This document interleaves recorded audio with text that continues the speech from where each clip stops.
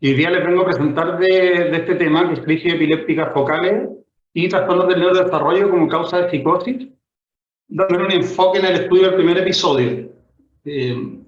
Antes de seguir avanzando, quería contarles que, bueno, ahora estoy haciendo mi rotación en infanto juvenil, pero previamente, entre agosto y septiembre, tuve la suerte de hacer mis 2 meses de lectivo en el Hospital de La Serena, haciendo psiquiatría de enlace con Nicolás Zamorano, que es psiquiatra enlacista egresado a la Universidad Católica. Eh, él me aceptó para hacer esta pasada con él y nos tocó ver el caso clínico que les voy a presentar a continuación.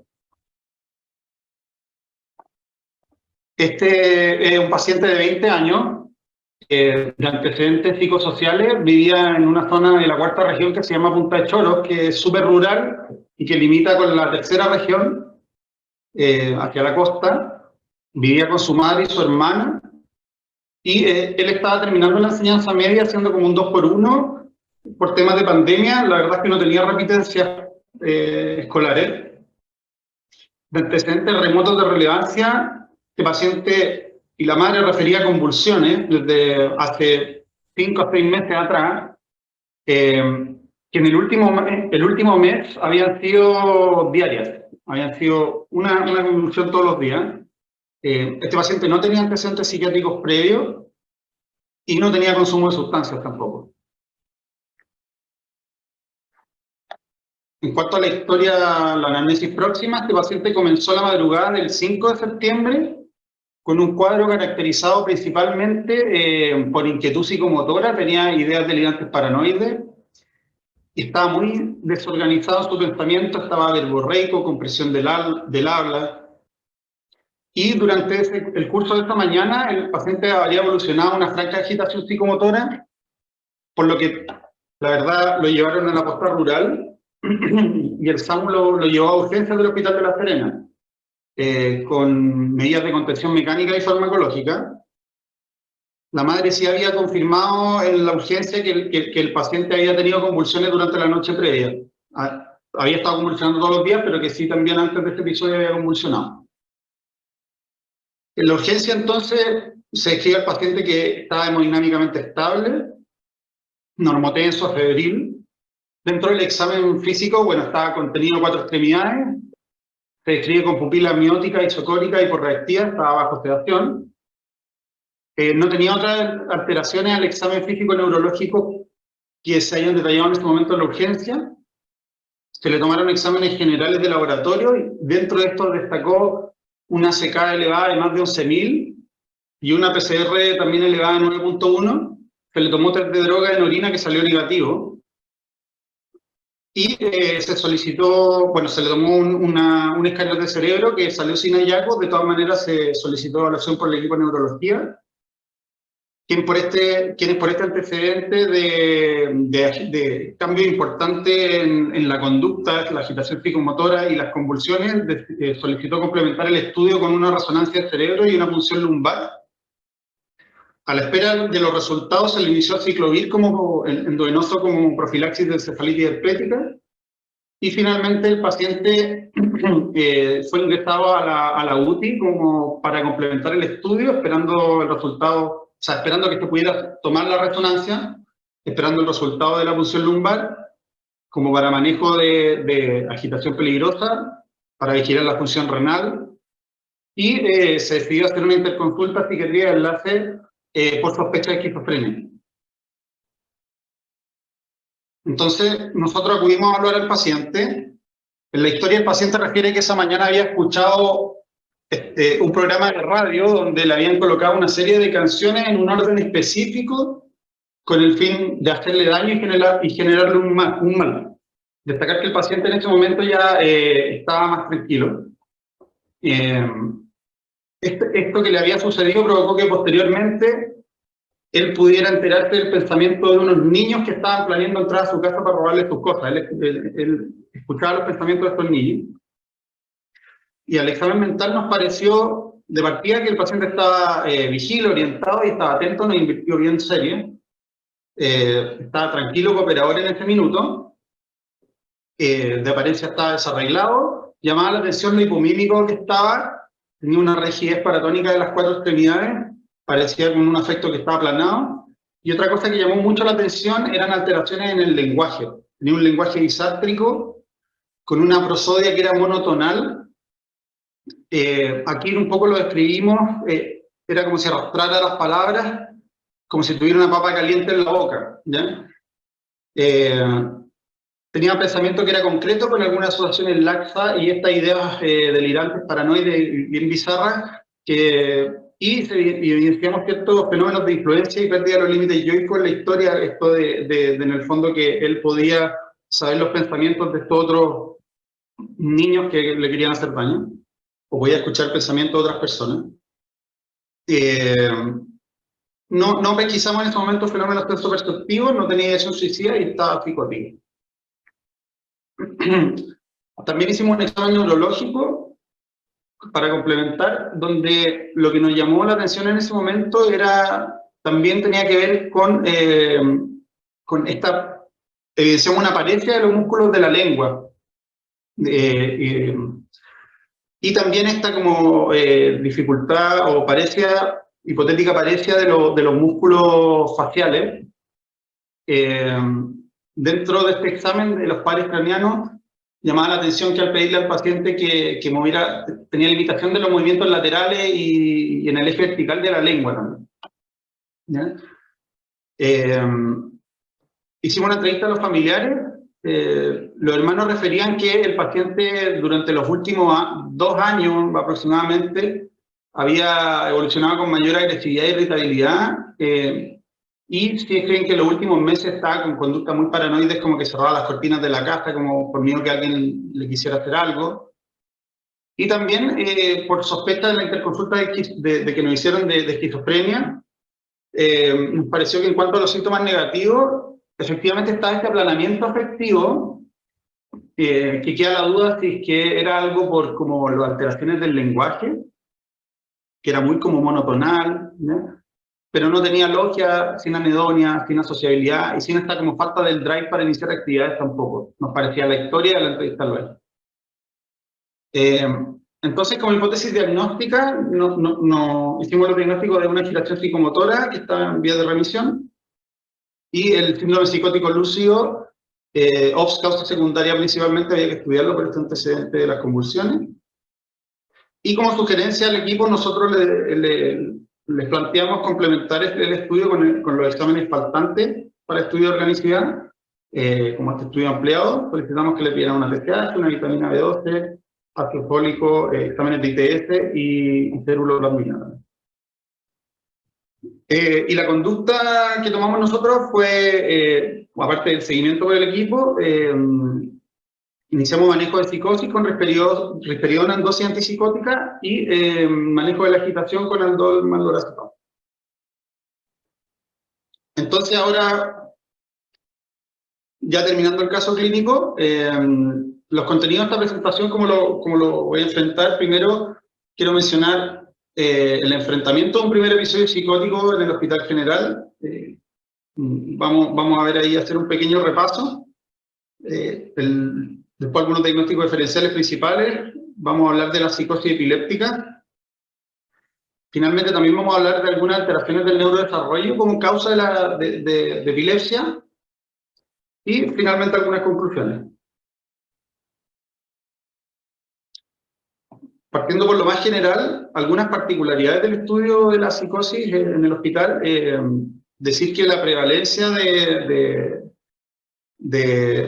y la etiología del cuadro va a claramente depender del setting, y dentro del mismo hospital también depende de en qué servicio nos encontremos. Por ejemplo, vamos a ver que en los servicios de cirugía o en la UCI, donde hay más adultos mayores, vamos a encontrar muchas más causas psicosis confusas como delirium, y también otras síntomas psicóticos en contexto de demencia.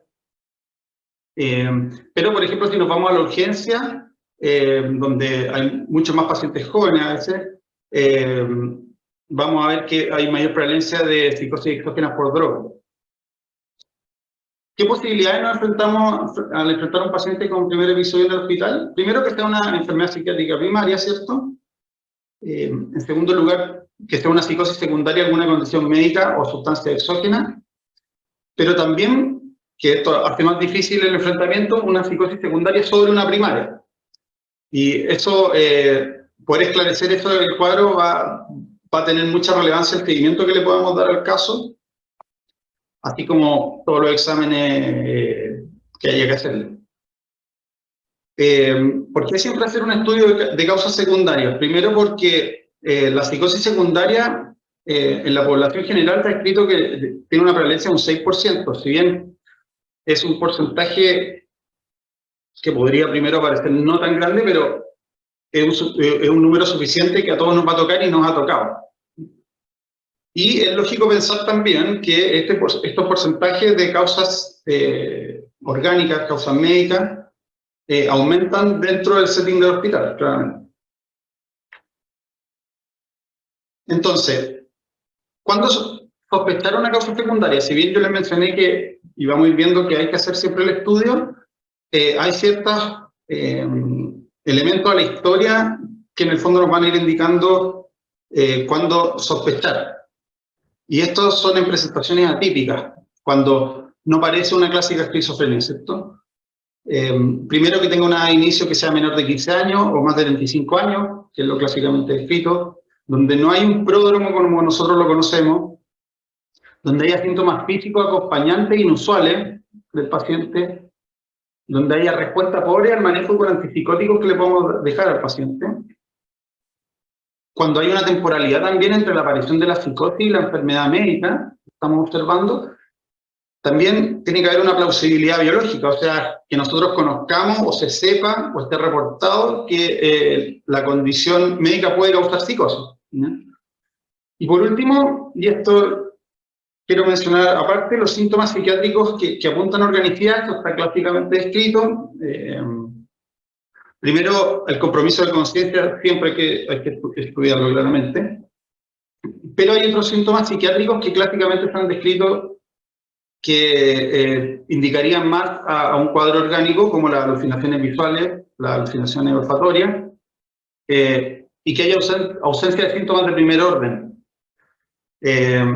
Y en relación a esto, es súper importante recordarle, esto lo hemos visto en otras presentaciones, también una presentación a principios de este año que hizo el doctor Renato Páez también, respecto a esto del estudio de primer episodio psicótico de causas secundarias.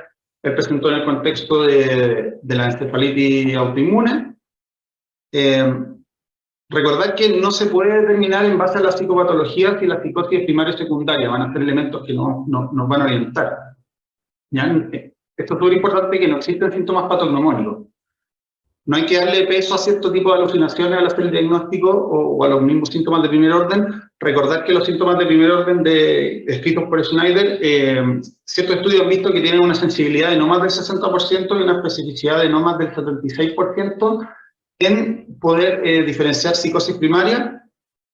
Incluso estos síntomas tienen una incidencia de un 50% en los pacientes con esquizofrenia, pero pueden estar en 30% de los casos, está visto en pacientes con TAP psicóticos, en depresiones psicóticas, incluso en un 20% de la psicosis secundaria. Incluso por otro lado, las alucinaciones, entre comillas, orgánicas, en el fondo, que se describe clásicamente como las visuales y olfatorias, pueden estar presentes en hasta un 25% de los pacientes con esquizofrenia. Algunos principios generales dentro del estudio es que todo paciente entonces con psicosis de inicio reciente debe tener un estudio de causa orgánica. No existen, a ver, hay sugerencias, las guías en el fondo dependen mucho de qué setting nos vamos a encontrar, alguna guía o alguna sugerencia en bibliografía, por ejemplo, estadounidense, sugieren cierto tipo de exámenes, pero la verdad es que la realidad va a depender de dónde nos encontremos nosotros. En Chile es distinto. Se sugiere ocupar una batería de exámenes de screening en todos los pacientes, que vamos a ver qué exámenes son, pero que incluyen enfermedades que son muy comunes y fácilmente tratables. Otra sugerencia es expandir el estudio de causa orgánica en psicosis de presentación atípica, como yo les mencioné, para descartar enfermedades que se sospecha o para descartar enfermedades que se sospecha clínicamente. Otro tema bien controversial es el tema de las neuroimágenes. si bien es muy sugerente iniciar con, por ejemplo, un escáner del cerebro para ver alteraciones más gruesas, las neuroimágenes nos van a ayudar principalmente a detectar tumores que son silentes del lóbulo frontal, como por ejemplo un meningioma del lóbulo frontal, que se presentan de manera progresiva con síntomas neuropsiquiátricos, alteraciones del comportamiento, y que en el fondo son muchas veces indetectadas y pasan como cuadros psiquiátricos primarios. El hecho de partir con una resonancia desde un inicio es controversial. Vamos a ver algunas sugerencias. Si tomáramos a todos los pacientes con episodios de psicosis y le tomáramos una resonancia de cerebro, vamos a encontrar hasta en un 20% de los pacientes hallazgos en la neuroimagen que van a tener un significado incierto. Entonces nos va a pasar que vamos a encontrar algo y no vamos a saber cómo interpretarlo. Y pasa un poco lo mismo con el electroencefalograma, ya que se ha visto que hasta en un 50% de los pacientes con primer episodio de esquizofrenia tienen alteraciones que también son de significancia incierta. Y también una sugerencia es que psicosis que tengan pobre respuesta a tratamiento, ya expandir buscando otras causas como algún síndrome paraneoplásico, enfermedad autoinmune, epilepsia, etcétera, etcétera. Entonces, dentro de las recomendaciones de qué estudio realizar en el primer episodio, en el fondo, dentro de la bibliografía se sugerían varios exámenes. Yo tomé prestado esto de la clase del doctor Renato Sá, con su permiso, que él lo adaptó un poquito más a la realidad chilena y a la realidad nosotros que tenemos acá en el sótano. Entonces, se recomienda en todo paciente realizar un screening con hemograma, VHS, PCR, perfil bioquímico, electrolito, exámenes de orina, test de droga. Cuando amplié el estudio, como vimos, en algo que nos sugiera atipicidad, ampliar con TSH, vitamina B12, folato, ITS y otras drogas. Y según sospecha dirigida, la neuroimagen, el electroencefalograma, la punción lumbar, los anticuerpos antinucleares, ceruloplamina, cortisol, cariotipo, etc.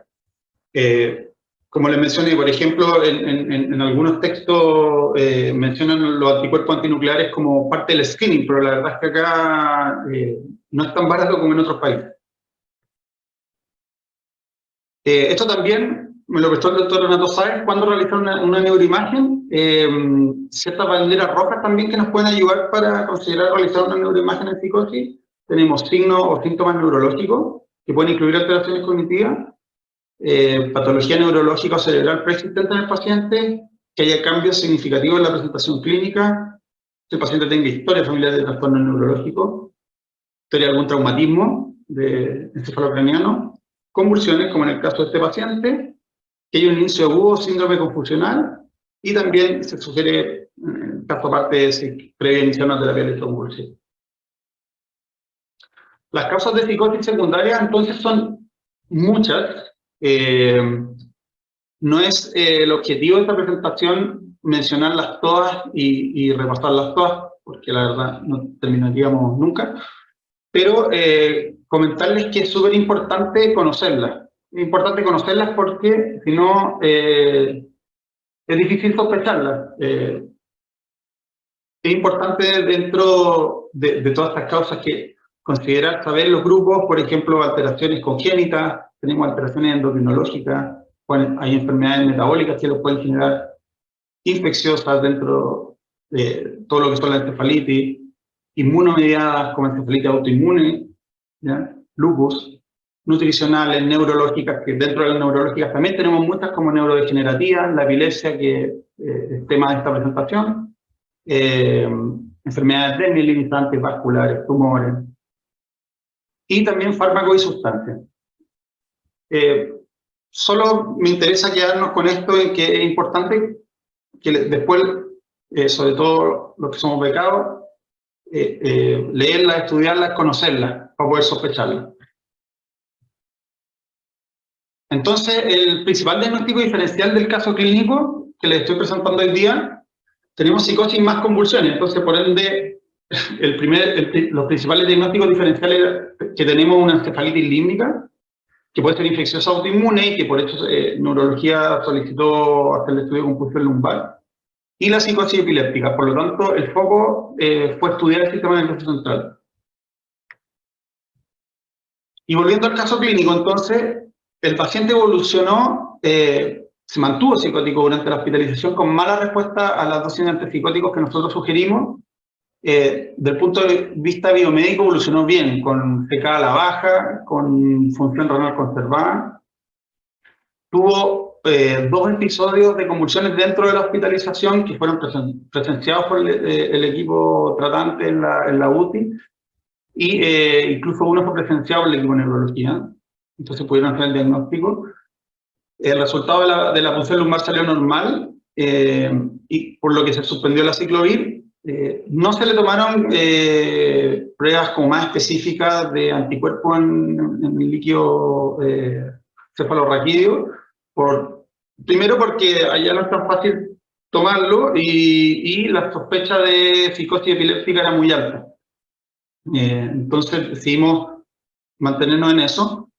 Los hallazgos de la resonancia magnética del cerebro, que fueron muy interesantes, primero que el paciente no tenía efecto pelúcido, y en el informe describen polimicroctirias perisilvianas bilaterales, que ya les voy a hablar un poquito más de eso, pero en el fondo se observaron estas alteraciones del neurodesarrollo dentro de la imagen.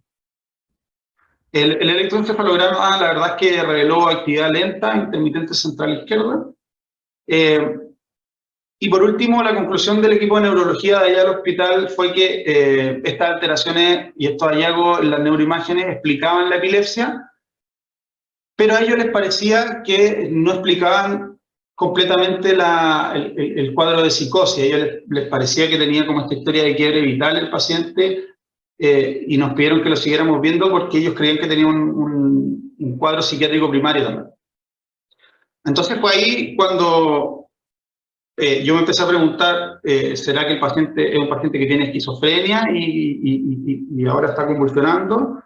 ¿O es un paciente que está haciendo la psicosis por la epilepsia? ¿Ya? Y ahora vamos a entrar a hablar más en detalle de la psicosis epiléptica. Se ha visto que la prevalencia de la epilepsia en la población general es de un 1%. Por otro lado, la prevalencia de cualquier trastorno psicótico en la población general es de un 3% aproximadamente. Y la psicosis en epilepsia se desarrolla hasta en un 7% de las personas. O sea, es una subpoblación donde hay más prevalencia de psicosis que en la población general. Y esto es particularmente más llamativo en la epilepsia del lóbulo temporal. La epilepsia del lóbulo temporal es la que parece estar más asociada con síntomas psicóticos versus otros tipos de epilepsia, sea epilepsia convulsiones generalizadas o otras epilepsias focales. Las personas también con epilepsia tienen doble probabilidad de desarrollar esquizofrenia, por ende se ha observado una relación que es bidireccional, y esto ha levantado muchas hipótesis sobre la neurobiología en común que podrían tener la epilepsia con la psicosis. Dentro de factores de riesgo para desarrollar un episodio psicótico en un paciente que tenga epilepsia, primero que haya una historia familiar de psicosis, un trastorno afectivo, epilepsia de inicio temprano en la vida, focos epileptogénicos que sean del lóbulo temporal, sobre todo izquierdo, esclerosis hipocampal que tenga el paciente, que, bueno, la esclerosis hipocampal es una de las principales causas etiológicas de la epilepsia del lóbulo temporal.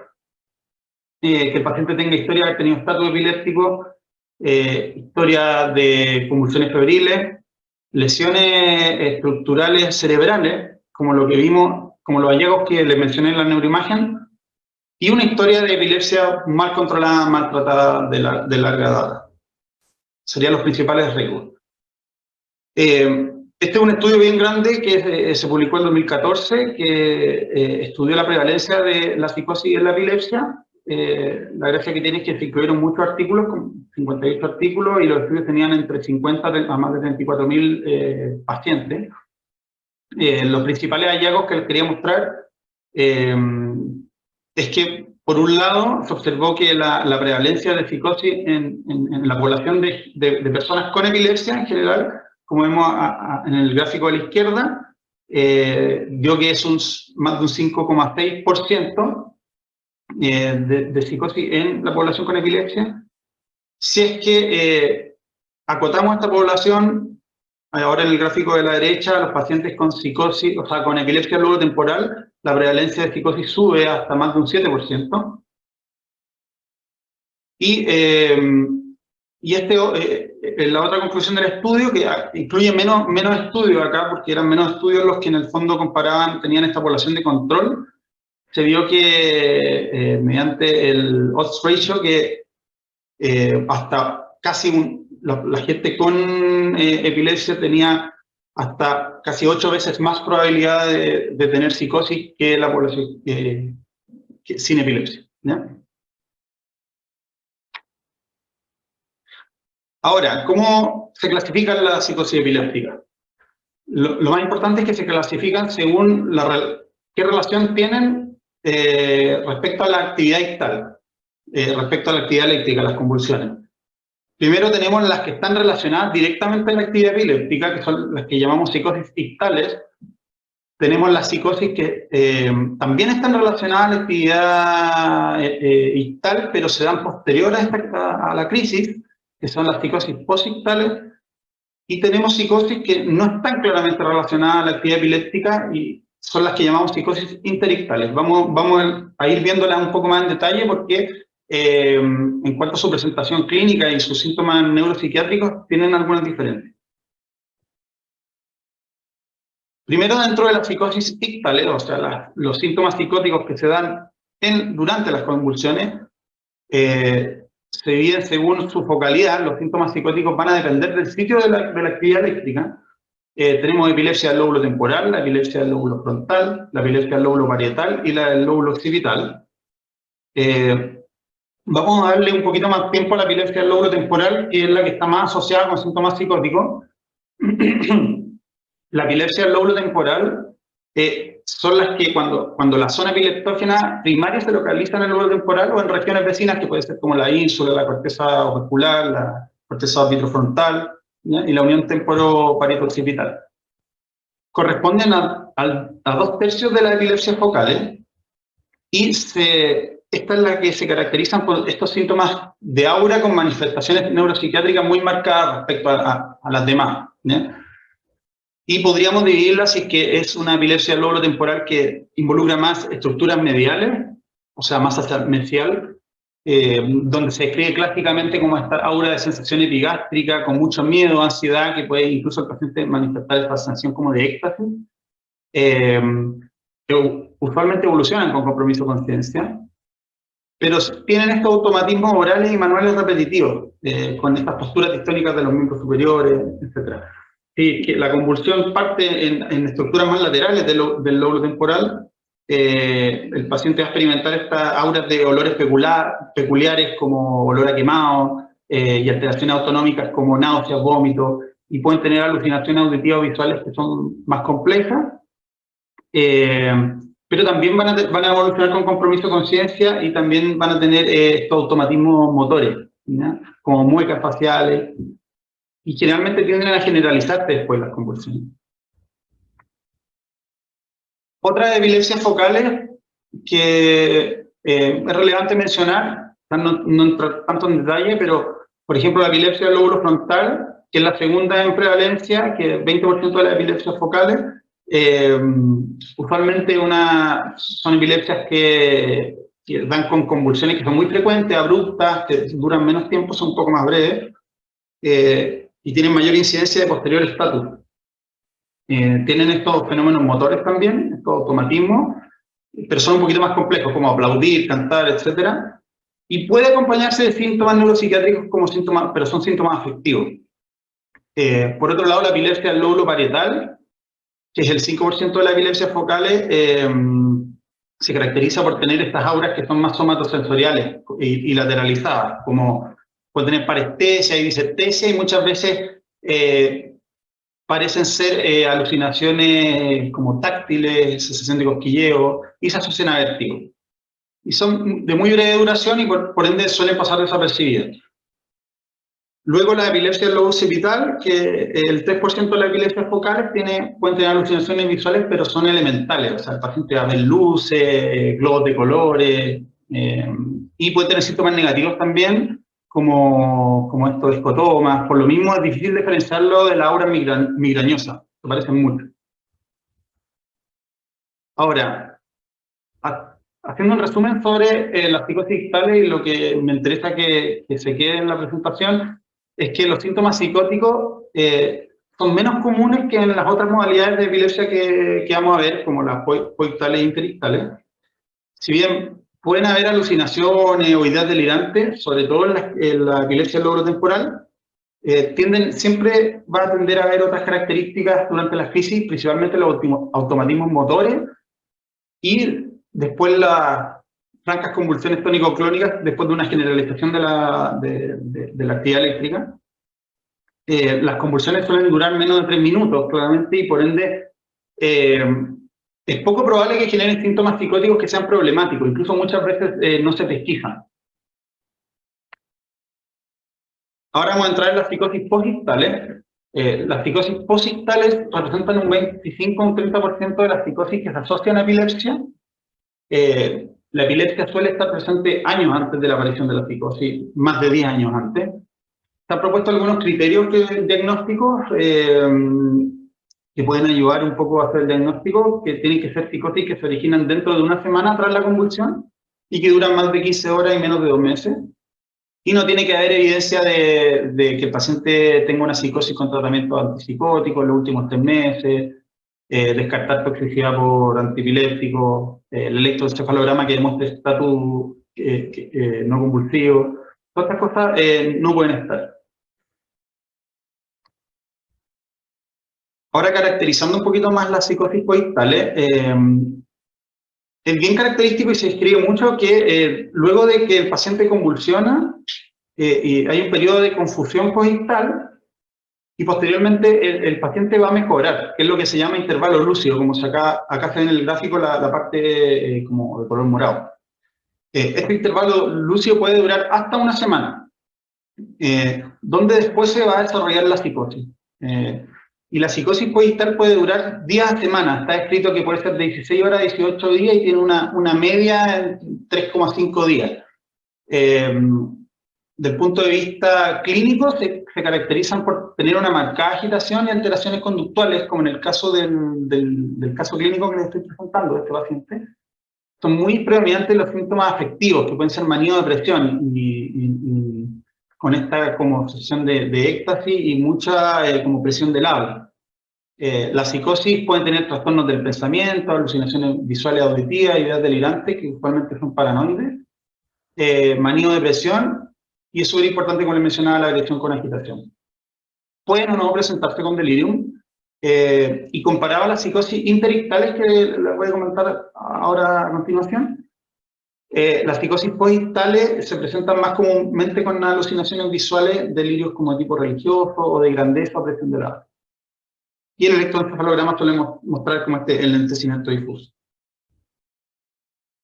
En cuanto como al tratamiento, al ser psicosis que son autolimitadas en el tiempo, el tratamiento con antipsicótico no suele indicarse por regla. Lo que sí se indica usualmente por las agitaciones suele requerir manejo con benzodiazepina, y se puede agregar como manejo sintomático del uso de antipsicóticos también, pensando que el cuadro va a remitir, puede ser dentro de menos de una semana incluso. En cuanto a la evolución, destacar que hasta un 20% se ha descrito de los pacientes con psicosis coictales pueden, y que son recurrentes sobre todo, pueden desarrollar una psicosis crónica interictal a través de los años, sobre todo si se ha tenido constantes episodios de convulsiones, de epilepsia mal tratadas, de psicosis coictales, y pues eso se puede cronificar. Ahora, respecto a las psicosis interictales, como les mencioné, usualmente el paciente tiene una historia larga de convulsiones que puede llevar a una psicosis crónica, típicamente después de una epilepsia del lóbulo temporal, que son las epilepsias que es la zona anatómica también que tiene más que ver con los síntomas psicóticos, sobre todo si es una epilepsia que desde larga evolución iba al control, usualmente de 10 a 14 años de evolución. La psicosis interictales se ha visto que van a acompañar a la epilepsia del lóbulo temporal hasta en un 23% de los casos, y como les mencioné, no están relacionados con el episodio de convulsiones propiamente tal, ¿ya? Y otra característica importante de la psicosis interictales es que se dan con lucidez de conciencia. En cuanto a la clínica o los síntomas neuropsiquiátricos, es muy característico la presencia de ideas delirantes que suelen ser alucinaciones más auditivas, conductas que sean bizarras, desorganizadas, con mayor trastorno del curso formal del pensamiento. Aquí se pueden observar más que en las otras síntomas de primer orden. Son poco frecuentes los síntomas negativos y eso es algo que lo diferencia un poco de la esquizofrenia. Pero de todas maneras, un número significativo de los pacientes con psicosis interictales van a tener una presentación que va a ser prácticamente igual a la esquizofrenia, a pacientes con esquizofrenia sin epilepsia. Algunos como criterios que nos pueden ayudar al diagnóstico: tiene que ser una psicosis que se inicia después del debut de la epilepsia, que la psicosis aparezca sin antecedentes de convulsiones, o que aparezca en medio de convulsiones habituales, y que los episodios psicóticos duran más de 24 horas con conservación del estado consciente. Ahora, ¿cómo podemos diferenciar las psicosis interictales versus la esquizofrenia? ¿Y de qué sirve diferenciarlas también? Las psicosis interictales se distinguen, como les mencioné, clínicamente por la aparición que es más tardía. Con respecto a la esquizofrenia, tiene una relativa ausencia de síntomas negativos, y tiene, usualmente las alucinaciones son más auditivas. La esquizofrenia se desarrolla con frecuencia en los primeros años de la vida adulta, como nosotros conocemos, tiene este pródromo, como lo conocemos también, con síntomas negativos, además de los síntomas positivos. Y en la esquizofrenia las alucinaciones auditivas suelen ser más comandatorias, más que en las psicosis interictales. Fuera del tema de la fenomenología de la presentación de ambos fenómenos, estudios han observado que, y esto tiene que ver con un poco la importancia de hacer la diferenciación, que el pronóstico a largo plazo de la psicosis de la epilepsia es mejor que en la esquizofrenia, que los síntomas psicóticos crónicos tienden a remitir más en las psicosis interictales, y hay menos deterioro de la personalidad también versus la esquizofrenia. Y también se ha visto menor institucionalización a largo plazo. Entonces, esa sería la utilidad de diferenciar estos dos fenómenos. Respecto a la neurobiología de los mecanismos, mencionar que desconocida, un poco así como hay ciertas teorías, como también lo que pasa en la terapia electroconvulsiva, pero del punto de vista a grandes rasgos, se ha visto que hay una hiperactivación dopaminérgica en la vía mesolímbica también. Por eso la que damos síntomas psicóticos son las epilepsias con foco en el lóbulo temporal, porque involucra estructuras estructuras límbicas, ¿ya? Principalmente el hipocampo. Y algunos mecanismos por qué podría producirse, estos son hipótesis. Se ha planteado que podría haber un proceso de kindling, donde las descargas cada vez más frecuentes de las crisis epilépticas van generando cambios estructurales en la función, cambios en los receptores y cambios en el flujo cerebral. También se ha hipotetizado este proceso de normalización forzada, por el que existe una relación inversa entre el control de las crisis versus los síntomas psicóticos. Y otra hipótesis que han planteado algunos autores es que existe alguna actividad subictal en la estructura límbica o en el circuito límbico que es indetectable en el electroencefalograma. Entonces lo que pasaría es que el paciente convulsiona, después deja de convulsionar, y no detecta el electroencefalograma que todavía hay una actividad eléctrica que podría estar generando síntomas en estas zonas. Esto es una tabla de resumen que coloqué acá en la presentación, que ustedes van a poder ver, y acá como caracterizar y muestra la diferencia entre todos los fenómenos que les acabo de exponer, respecto a la prevalencia, al comienzo, a los síntomas, a las características claves de cada uno, a la alteración o no de conciencia, la duración que tienen, la alteración en el electroencefalograma. Pero sí, aquí me gustaría poner un poquito más de énfasis en el tratamiento. La psicosis ictale, el tratamiento tiende a ser con antiepiléptico o benzodiazepina. En el caso de las psicosis poictales, como les mencioné, como son psicosis que son más limitadas en el tiempo, el tratamiento suele ser la benzodiazepina más que no tanto antipsicóticos de regla. La psicosis interictal sí se trata con antipsicóticos, al igual que la esquizofrenia. Ahora, volviendo al caso clínico, ahora quiero comentar un poquito más en detalle los hallazgos de la resonancia. Primero, se describió en la resonancia que el paciente tenía ausencia de septopelucio. Aquí en la imagen puse la resonancia del paciente. En el corte coronal en el fondo podemos ver, donde está apuntando con la flecha roja, que no hay septopelucio. Y en la imagen de la derecha podemos ver lo que se escribe como estas polimicrogirias perisilvianas bilaterales. En el fondo aquí vemos la cisura de Silvio, que separa en el fondo las estructuras del lóbulo temporal con lóbulo parietal, etc. Y no sé si alcanzan a ver ahí donde apunta la flecha. No es solo donde apunta la flecha, pero también en distintas partes de la corteza peri esta fisura se ven la corteza como estos pequeños, se ve como granulados, donde hay como muchos surcos. Esas son las polimicrogirias. Ya voy a explicar un poco en qué consisten. Colocaron, sí, en el informe de la resonancia, al final, en las conclusiones, considerar displasia septóptica. La verdad es que cuando lo vimos no sabíamos que era la displasia septóptica, no lo habíamos leído. Y investigando un poquito más, vimos que es una alteración del neurodesarrollo que tiene varios criterios en el fondo que les voy a exponer ahora un poco más. La displasia septóptica, que también se ha escrito con el nombre de la persona que la escribió por primera vez, que es el síndrome de Morsier, que es una rara anomalía cerebral congénita que se caracteriza por defectos de la línea media del cerebro. Se ha escrito que tienen que... O sea, clásicamente se han escrito 3 alteraciones donde tienen que haber 2 de 3 presentes. Las presentaciones son, primero, ausencia del septo pelúcido, que es lo más característico y se diagnostica mediante neuroimágenes. La hipoplasia de uno o ambos nervios ópticos, que también se puede diagnosticar por las neuroimágenes o con un examen oftalmológico de fondo de ojo. Y disfunciones del eje hipotálamo-hipófisis, que eso se diagnostica con exámenes de laboratorio.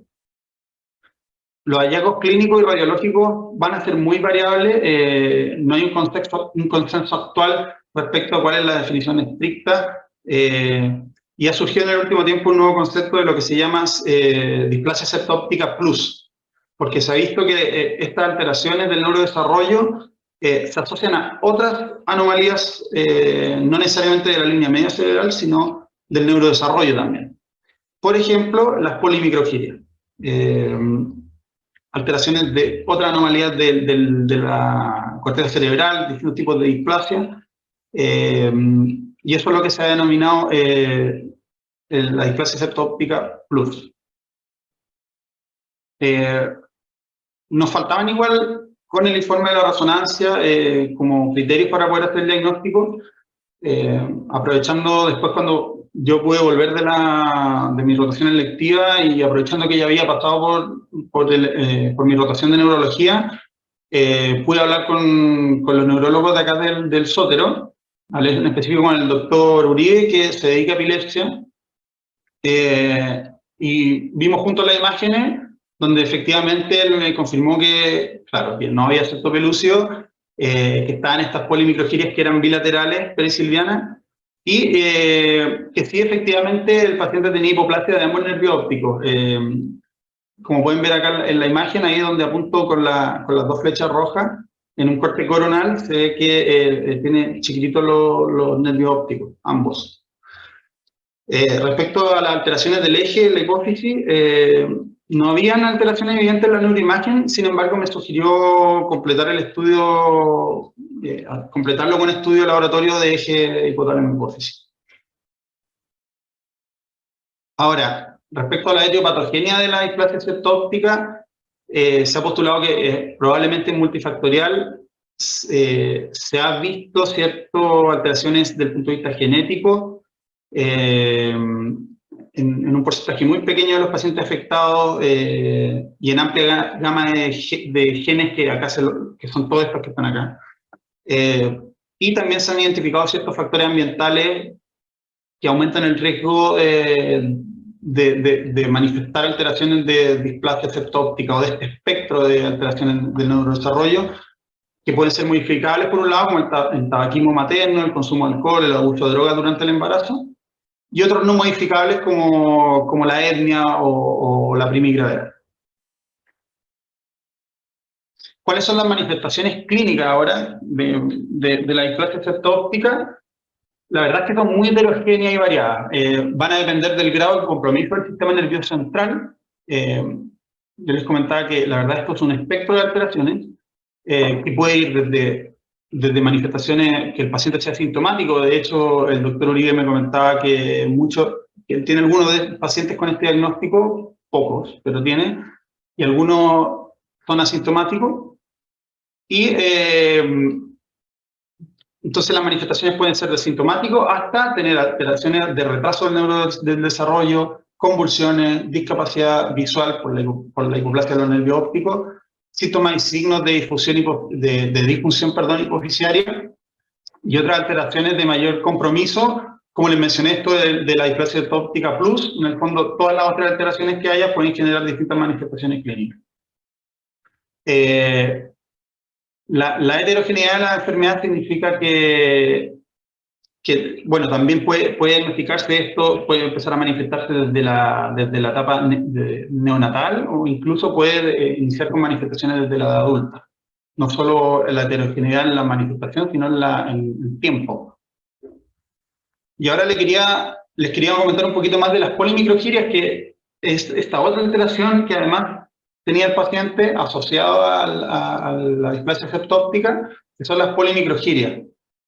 ¿Qué es una polimicrogiria? Son anomalías de la corteza, tienen que ver con malformaciones que se causan por excesivos pliegues de la corteza y surcos poco profundos, da como esta maraña de pliegue, y da lugar a esta corteza que es anormalmente más gruesa, pudiendo afectar a una región del cerebro o a varias regiones. Hay varios patrones que se han visto.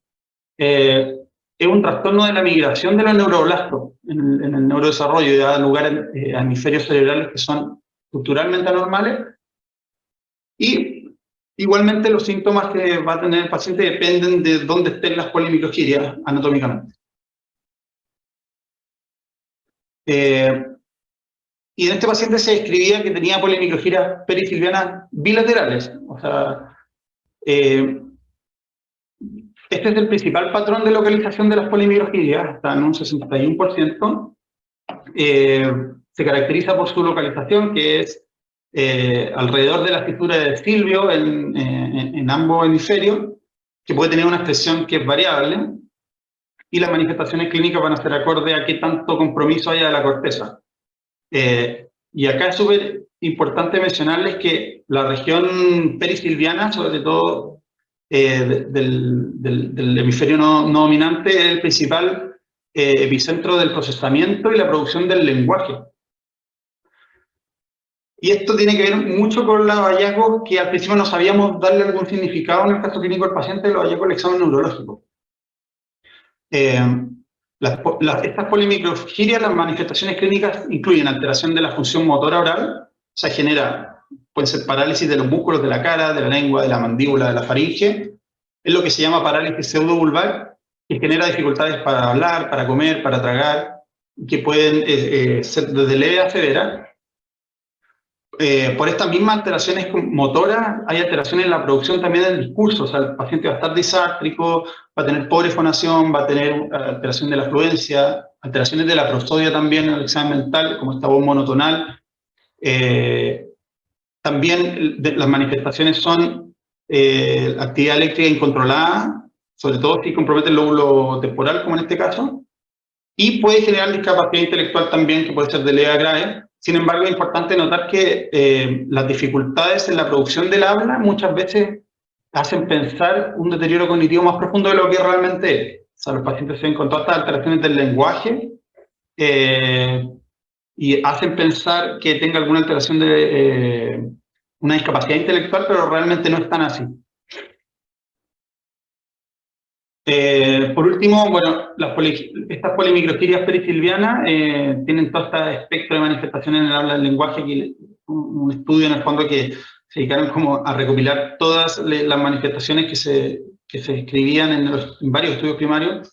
Vemos alteraciones desde el lenguaje, o sea, desde el discurso, que dificultad para generar un discurso, en la articulación y la fonación del discurso, de las alteraciones de la resonancia, se han descrito disartria, alteraciones propias del lenguaje, ya sea como alteraciones semánticas, sintácticas,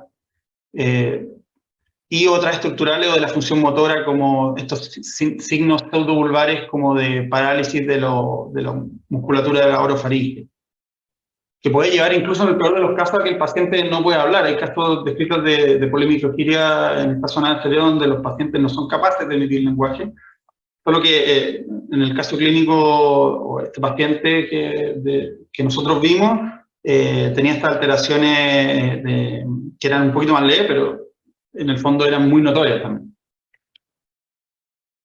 Entonces, ya terminando, recapitulando la secuencia de eventos, el paciente, estas son las secuencias de las alteraciones y eventos que finalmente llegaron a desarrollar la psicosis. Primero, el paciente tenía una alteración del neurodesarrollo, con alteraciones estructurales en zonas anatómicas del sistema límbico. Esto generó una epilepsia del lóbulo temporal.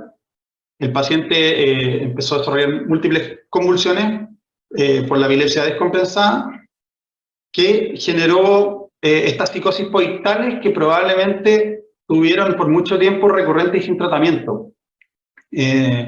Recordarles que la mamá refería que en el último mes eran convulsiones diarias, que muchas veces lo llevó a la costa rural, pero la verdad es que nunca recibió tratamiento especializado. Y finalmente el paciente desarrolló esta psicosis intelectual crónica que parecía muy esquizomorfa, que eran las psicosis intelectuales. Entonces, a modo de conclusión de la presentación de hoy día, decirles que estudiar la psicosis, siempre hay que estudiar la psicosis secundaria, realizar los exámenes de laboratorio de screening a todos los pacientes, ir dirigiendo el estudio ampliado según presentaciones atípicas y sospecha dirigida de alguna patología. Este screening general a todos los pacientes es muy útil porque ayuda a descartar causas que son frecuentes y súper fáciles de tratar, partiendo por el delirium. El escáner del cerebro sirve siempre para descartar estas alteraciones que pueden ser más gruesas, pero en el caso de alguna sospecha de alteración del sistema nervioso central, siempre pedir una resonancia. Recordar las banderas rojas que puse en una de las diapositivas y que nos presentó en algún momento también el doctor Renato Sáenz. En el caso de psicosis más convulsiones, siempre descartar encefalitis autoinmune también, epilepsia y otras alteraciones del sistema nervioso central. Y por último, es importante conocer las distintas posibles etiologías secundarias de psicosis, como en esa tabla que les coloqué, para poder sospecharlas, si no, no vamos a poder detectarlas. Eso, muchas gracias. Lo más probable por lejos era que en verdad las psicosis fueran por la epilepsia, por la actividad eléctrica, y que el paciente estuviera haciendo, por ejemplo, cada vez que convulsionaba, hacía estos episodios como súper agitados, con súper como medio síntomas maniformes, compresión del habla, y tenía que llegar a la urgencia si tenía que contenerlo. Y después cuando pasaba el fenómeno eléctrico, el paciente ya en el intervalo lúcido después, tenía esta psicosis crónica de base. Entonces el paciente tenía estas psicosis poictales y las interictales. Y si se hubiese esto detectado más temprano, el control ¿cómo se llama? De las convulsiones, ¿podría haber afectado el curso? O yo sé que sí, probablemente. El tema es que este paciente es de una zona súper rural. Bueno, también en cuanto a o sea, de una población de bajos recursos, de una zona súper aislada en la cuarta región, en Punta de Choro. Entonces lo único que tenían disponible es una posta rural que queda más de una o 2 horas lejos. La mamá del paciente era pescadora nomás, se subsistían a base de vender lo que la mamá pescaba, ¿no? Y la verdad es que nadie, probablemente el paciente lleva mucho tiempo convulsionando, o psicótico, o con alteraciones sutiles que la familia no supo detectar y nunca le tomaron el peso que requería como para derivarle a una atención especializada. Eh, Incluso las veces que lo llevaron a la posta rural y algún doctor de la posta rural le dijo, no, esto es una epilepsia, pero la mamá tampoco después le hicieron una buena derivación. Hay que ver en el tiempo, este paciente quedó en el CDT del Hospital de La Serena en seguimiento o sea, con neurología, perdón, con psiquiatría. Hay que ir viendo con el tiempo si es que la psicosis se ve con el manejo de antipsicóticos. A mí el doctor Uribe me sugirió, sí, porque el paciente quedó con risperidona y, si no me equivoco, ácido valproico como estabilizador del ánimo, o sea, como anticonvulsivo. Me sugirió carbamazepina cambiarlo. Parece que tiene la carbamazepina es más efectiva como anticonvulsivante en epilepsias focales, sobre todo en la epilepsia del lóbulo temporal. Y me recomendó, que eso lo podemos discutir, me recomendó como manejo para los síntomas psicóticos ocupar olanzapina en vez de risperidona. Me llamó la atención como por el tema del umbral convulsivante, como que no lo vaya a aumentar un poco más. Pero él me comentaba que se ha visto que la olanzapina es como un 10% más efectiva en tratar los síntomas psicóticos de la epilepsia que la risperidona. Ahí yo creo que habría que saber cuál es la prioridad, si el control de la epilepsia o de los síntomas psicóticos, cuál es la prioridad como para un neurólogo en ese sentido, ¿sí? Porque si le vaya a subir el umbral convulsivante y va a seguir convulsionando y por eso no vaya a estar. Entonces, como que... Entonces, fue medio chico. El doctor Uribe me dijo, yo le iniciaría epilepsia, o la olanzapina, perdón, pero hay que ver cómo va, pues en una de esas hace un estatus. Y ahí se lo cambiamos, pero medio en broma. Pero sí, la evolución en el tiempo va a decir un poco cómo va a haber que ir manejándolo. Lo importante es que sigan seguimiento. Había gente con la mano levantada, ¿no? Había alguien más que bajó la manito, no sé quién fue. Tomás parece. Sí, Tomás. No, Hola, primero Pepe, felicitarte por el caso y agradecer la presentación. Por supuesto que va a estar en nuestro canal de YouTube. Respecto al manejo inicial con risperidona, otra forma de abordar el caso podría haber sido considerar que al momento de la evaluación tenía una psicosis, ¿cierto? Que se estaba acompañando de, 1, rigidez, 2, de hiperactividad de la psicomotricidad. Por lo tanto, el paciente tenía al menos 2 puntos en la escala de Buch-Francis. Se podía hablar entonces de un síndrome catatónico, específicamente de una catatonía excitada, y considerar además que tenía una CK de 11.000. Con todo eso, quizás el manejo podría haber sido diferir el uso de antipsicóticos, usar benzos y terminar mientras tanto el estudio de organicidad. Sí, súper buena acotación.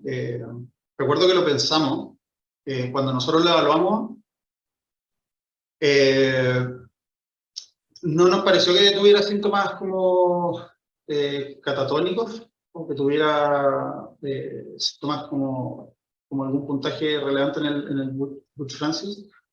Tenía esta rigidez que era como paratónica, pero era como la rigidez también así de los pacientes con discapacidad intelectual o pacientes como más adultos mayores con algún nivel de deterioro ya, donde no lo interpretamos como catatónico, la verdad, no teníamos nada más de catatonía. Por eso en el fondo igual decidimos dejarle risperidona en ese momento, asumiendo que los beneficios quizás iban a ser mayores que los riesgos. Pero sí, buena acotación, sí, también lo pensamos.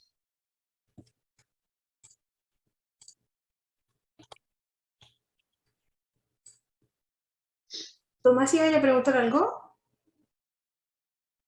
Sí, pero lo comentó de pasada el Pepe. Bueno, te felicito, Pepe, por la presentación. Muy buena, muy Gracias, interesante Tomás. además. No, era en relación al tratamiento con risperidona y si respondió, que en el fondo, claro, sí que se da en el contexto de epilepsia, en el fondo el uso en conjunto, por lo menos, de algún anticonvulsivante. Pero ahí mencionaste todo eso. Ahora, yo no sé si es que los controles así quizás fue como muy poco lo que lo vieron, pero cómo anduvo con la risperidona, digamos. No, seguía igual de psicótico, no respondió. Y si nos fijamos ahí es como le da un puntito en atipicidad cuando no responden a los antipsicóticos, como sospechar algo orgánico también. También eso nos hablaba de que sumó punto a que era por la epilepsia. Sí, no anduvo bien con risperidona. Y sí, eso.